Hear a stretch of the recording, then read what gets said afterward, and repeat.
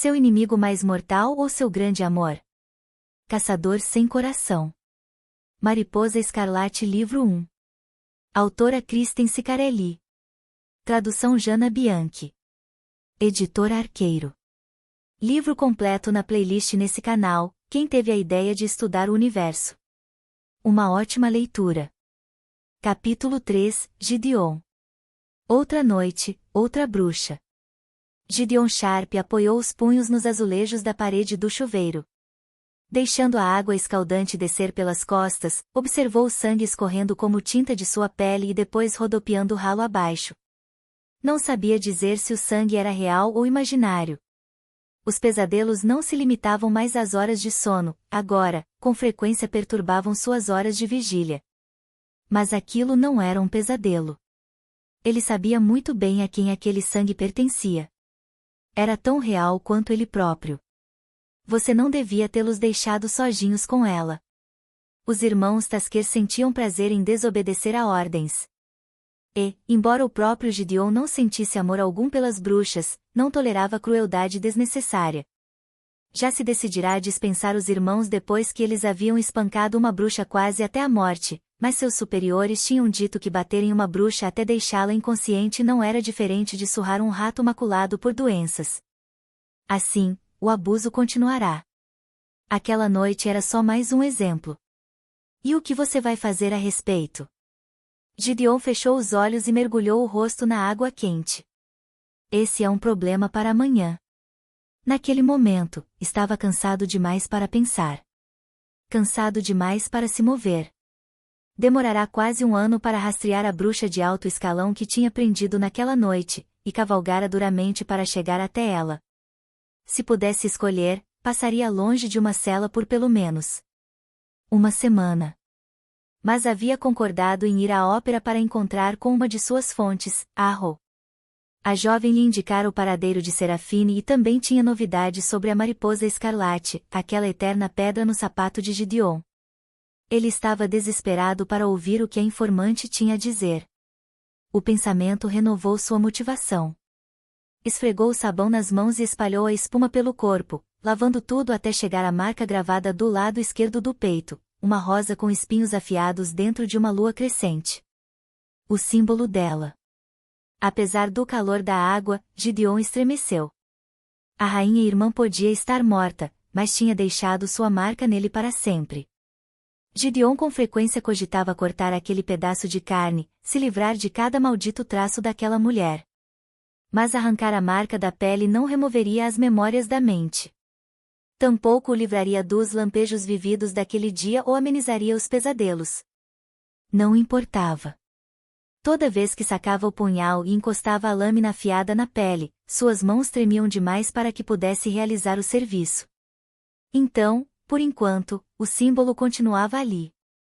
Ao pensar nela, se perguntou se o espírito de bruxas particularmente mas podia viver após a morte, voltando para assombrar aqueles que tinham atormentado. Imediatamente desejou não ter tido aquele pensamento.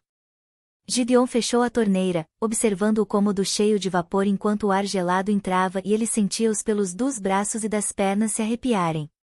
Ela está morta, seu idiota. E fantasmas não existem. Crescida podia estar morta, mas havia bruxas igualmente perigosas soltas por aí. 3 noites antes, outro corpo mutilado fora removido da água sob uma ponte. Peito aberto. Sangue drenado.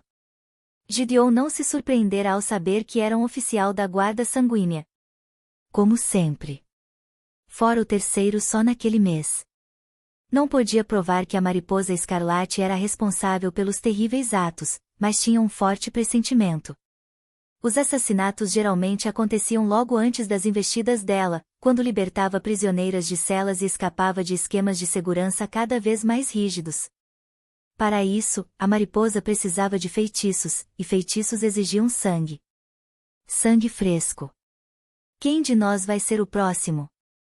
Correndo as mãos pelo rosto, Gideon sacudiu o cabelo, pegou uma toalha e se secou, dirigindo os pensamentos para outro assunto. Qualquer outro assunto. O teatro de ópera. Sim. Ótimo. repassaria o plano da noite na cabeça e a preparação o livraria da sensação sinistra do banheiro. Primeiro, Gideon vestiria o uniforme no corpo cansado e se arrastaria até o teatro. Lá, enquanto alguma história inútil se desenrolasse no palco, Arrow lhe diria o que precisava saber sobre a mariposa. E, enfim, Gideon voltaria para casa, pensaria em um plano enquanto caía na cama, dormiria profundamente, ou assim esperava, e retomaria a caça por aquela demonia assim que acordasse, dotado de novas informações. E, daquela vez, iria pegá-la. Mas primeiro Gideon precisava sobreviver a uma noite de ópera. Uma atividade ainda menos tolerável do que vagar pela lama e pela chuva a cavalo, caçando uma bruxa. A única boa notícia era que perderia a primeira metade do espetáculo. Capítulo 4. Rune. Ali no saguão, os membros da guarda sanguínea se destacavam feito papoulas vermelhas em uma campina. Era impossível ignorá-los. Uniformes, mesmo em meio à multidão vestida de forma espalhafatosa. Mas nenhum deles era Gideon. Talvez ele não tenha vindo esta noite. Se o irmão mais velho de Alex de fato fosse o responsável por capturar Serafine, era possível que ainda estivesse cuidando dela. Ou talvez tirasse o resto da noite de folga. Rune não conseguia parar de pensar em Gideon arrancando as roupas da mulher e forçando-a a andar nua na chuva enquanto ele e os soldados corriam olhar por seu corpo, procurando cicatrizes. O pensamento a fez cerrar os dentes. Gideon Sharp. Ela o odiava. Enquanto a raiva de Rune fervilhava como um carvão em brasa, ela se movia habilmente pela multidão, exibindo sempre uma expressão sorridente e feliz, comentando roupas ou penteados novos, ou falando sobre os encantadores jantares das prósperas famílias da nova república que havia frequentado ao longo da semana anterior. Nunca se demorava muito no mesmo lugar, procurando constantemente o próximo uniforme rubro. Passou por seus contatos de sempre, afiliados da guarda sanguínea, filhas e filhos de membros do tribunal, pessoas que não apenas tinham muitos contatos como gostavam de exibi-los e, no processo, acabavam deixando informações escaparem. Conversas zumbiam pelo ar como abelhas embriagadas de pólen. Os lustres iluminavam o teto, que era pintado para parecer um céu azul petróleo repleto de estrelas, um aspecto da construção que fora mantido intocado depois do rescaldo da Revolução. Havia 2 salões, um de cada lado do saguão, e ao longo da parede, atrás de colunas enfileiradas por toda a lateral do recinto, diversas alcovas menores podiam ser usadas para encontros, mais ilícitos. Rune se dirigia para um dos salões, onde membros da guarda sanguínea costumavam se reunir, quando alguém a agarrou pelo pulso e a puxou do meio da multidão para um dos nichos escuros. Ao girar para ver quem a abordava, encontrou olhos de um castanho dourado espiando sob sobrancelhas escuras. A tensão se esvaiu de seu corpo. Era apenas Alex. Rune. Os dedos dele apertavam a pele sensível do pulso da jovem enquanto ele a arrastava mais para dentro das sombras. Você está com a cara de uma mulher que se prepara para atravessar o inferno. Rune foi tomada pela vontade de descansar ali com ele por um tempo, onde era seguro, antes de se jogar de novo no perigo. O que aconteceu? Continuou ele. Rune rejeitou o próprio instinto, lembrando-se de sua missão. Você ouviu o que Noah disse? Seu irmão aconteceu, respondeu ela, irritada com o pensamento. Gideon chegou até Serafine antes de mim. Alex franziu a testa. Então você. Um coro de vozes, incluindo a de Layla Creed, ecoou de um ponto próximo. Por instinto, Rune puxou Alex mais para dentro da alcova, até ficarem com os corpos quase grudados. Ela não se preocupava com a ideia de alguém vê-los ali juntos. Apenas presumiriam que a acusação de Verity tinha fundamento, estava tendo mais um casinho. A preocupação dela era ser entreouvida. Ambos se calaram, esperando que as vozes passassem. A ponta do nariz de Rune estava a poucos centímetros do queixo de Alex, e o cheiro dele, uma mistura de couro e carvalho, pairava no ar. O espaço diminuto pareceu encolher ainda mais ao redor deles e, por um instante, Rune se lembrou da noite em que havia entregado a avó. Alex correrá até a casa do mar invernal, e ela passará a noite chorando em seus braços. Estou preocupado, sussurrou ele no ouvido da amiga. Sua voz era cautelosa e suave, como se Rune fosse feita de vidro e ele precisasse ter cuidado ao mexer com ela. Você passa os dias cuidando das outras pessoas, mas quem está cuidando de você? Você, sussurrou ela, a boca rente à lapela dupla do rapaz. Sem falar em Verite. E Lady? Lady é uma égua, rebateu ele. E Verite se joga de cabeça no perigo, igualzinha a você. Ele parecia prestes a falar mais alguma coisa quando a sineta que indicava o fim do intervalo ressoou pelo saguão. Rune se afastou do corpo familiar e robusto do amigo e espiou para fora da alcova. Uma coluna bloqueava boa parte de sua visão, mas deu para vislumbrar o cabelo preto de Layla, trançado naquela coroa estilosa, entrando pelas portas que levavam ao auditório. O burburinho de conversas já começava a diminuir. Em alguns minutos, o saguão estaria vazio e silencioso. E Rune ainda precisava encontrar Gideon. Ela se recusava a permitir que a noite fosse desperdiçada. Precisava descobrir o paradeiro de Serafine. Seu irmão está aqui?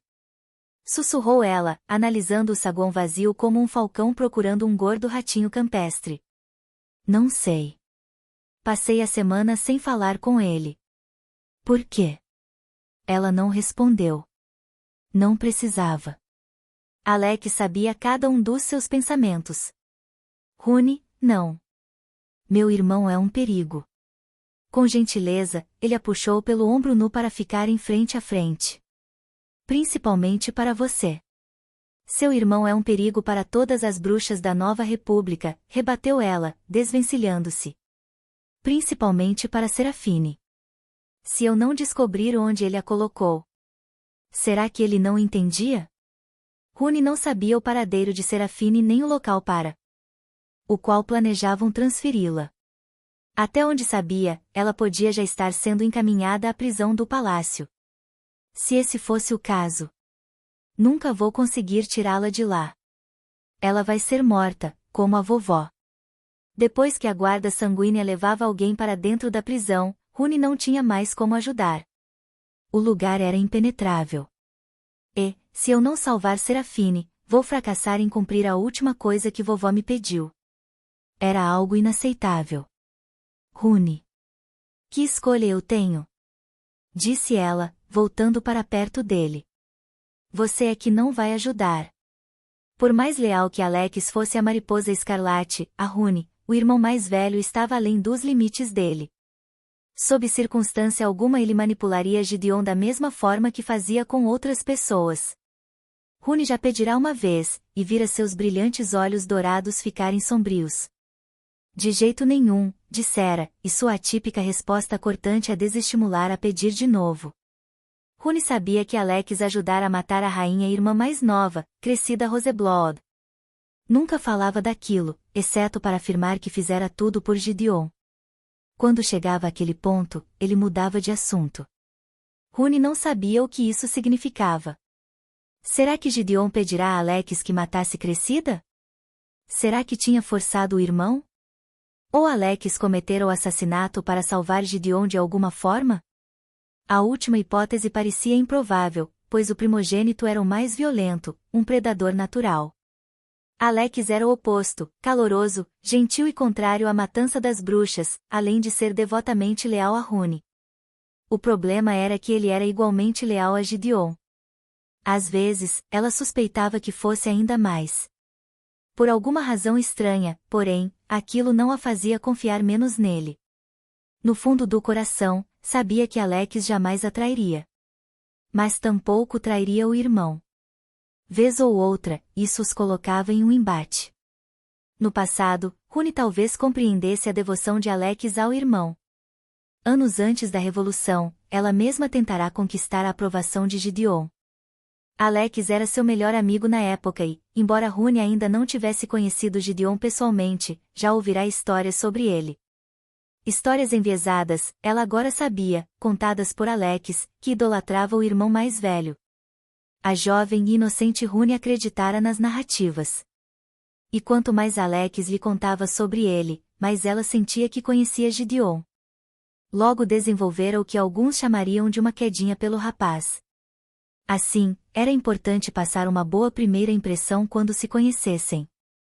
Em retrospecto, a situação toda tinha sido infantil e absurda. Quando enfim se encontraram, Rooney tinha 13 anos, e Gideon estava com 15.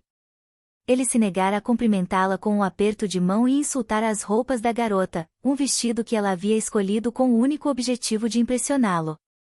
Alex pedirá que Gideon se desculpasse, mas ele se negara.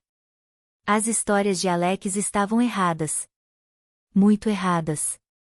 Naquele dia, Rooney descobrira o único aspecto do amigo em que não podia jamais confiar, a opinião que tinha do irmão. Gideon era um garoto horrível e Rooney nunca mais se dera ao trabalho de tentar conquistar a estima dele. Vou conjurar uma ilusão, disse ela a Alex ali na alcova, os dedos tocando a rolha do frasco de sangue escondido no forro do vestido. Sangue que ela coletara de sua última menstruação. Ele não vai saber que sou eu. O problema era que Rooney só tinha mais um frasco cheio além daquele. Depois que acabasse, não teria escolha a não ser aguardar o próximo ciclo mensal. E precisava de tanto sangue quanto possível para salvar Serafine. Alex negou com a cabeça. Ele vai sentir o cheiro de magia em você. Gideon não é um de seus pretendentes apaixonados, Rooney. Ele é. Então o convide para a minha festa. Lá, ela manteria a taça dele cheia de vinho encantado e o bombardearia de perguntas inocentes que levariam às respostas de que precisava. Ele odeia festas. Rooney ergueu as mãos. Então pense em alguma outra coisa. Sibilou. Deu as costas para Alex e estava prestes a se afastar quando ouviu sua voz contida. Não aguento mais ver você se colocando em risco. Ela se deteve, suspirando enquanto encarava o saguão vazio. É só não olhar, então. E não esperou que ele respondesse. Rooney saiu da alcova. E trombou com tudo em um membro da guarda sanguínea. Se inscreva no canal, ative o sininho das notificações para não perder os próximos capítulos do livro. Até mais!